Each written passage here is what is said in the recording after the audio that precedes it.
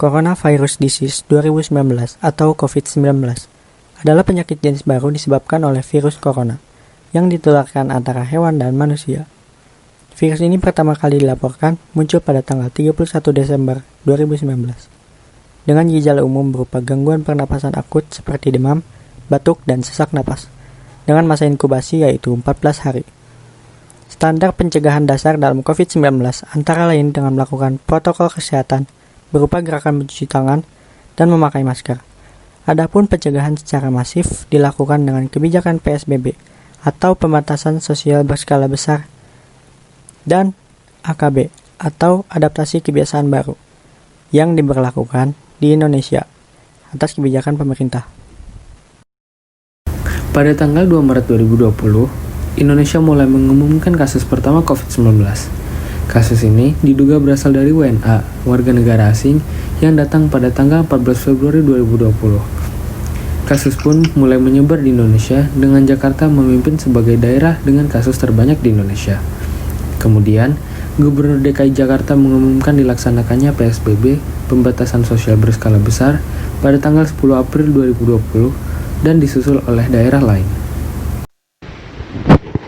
PSBB yang awalnya diadakan untuk mengubah perilaku masyarakat Indonesia dengan menerapkan beberapa aturan. Aturan PSBB tercatat dalam Peraturan Menteri Kesehatan Nomor 9 Tahun 2020 yang berisikan beberapa program PSBB antara lain pembatasan kegiatan sekolah dan tempat kerja, kegiatan keagamaan, kegiatan di tempat atau fasilitas umum, kegiatan sosial budaya, moda transportasi, dan kegiatan lainnya khusus terkait aspek pertahanan dan keamanan.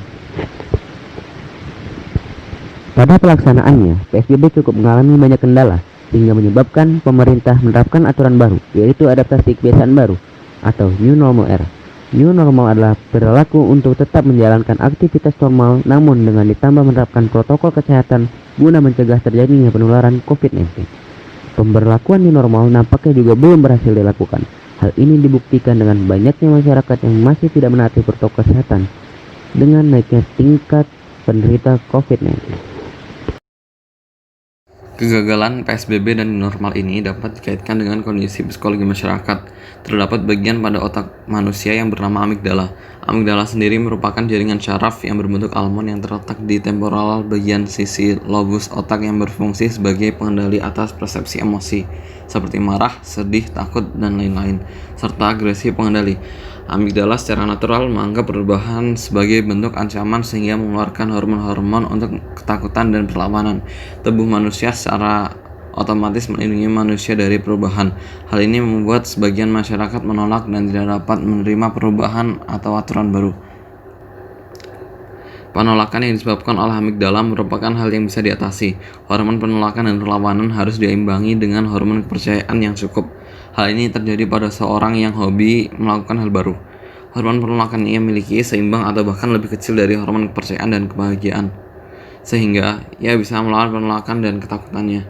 Dengan itu, perlu untuk diberikannya dorongan dari luar maupun dalam diri manusia itu sendiri untuk mengimbangi penolakan dan perlawanan tersebut. Munculnya ketakutan akan hal baru membuat masyarakat sering mengabaikan aturan-aturan yang terdapat dalam PSBB. Hal tersebut perlu adanya kebijakan dan antisipasi baik dari pemerintah itu sendiri maupun dari pihak-pihak masyarakat.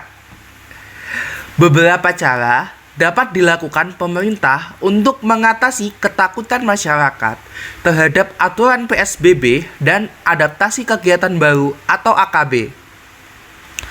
Beberapa cara tersebut antara lain menyediakan sosialisasi kepada masyarakat yang luas mengenai aturan PSBB melalui media massa maupun media sosial yang telah ada.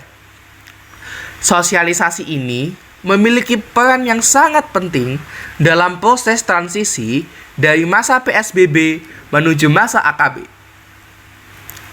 Cara selanjutnya adalah pembiasaan pada masyarakat itu sendiri dengan memulai hal-hal yang sederhana serta menerapkan gaya hidup dan kebiasaan hidup yang sehat melalui mencuci tangan dan memakai masker ketika kita bepergian dan melakukan aktivitas di luar rumah, sehingga dapat disimpulkan bahwa kolaborasi antara masyarakat dengan peran pemerintah sangat dibutuhkan.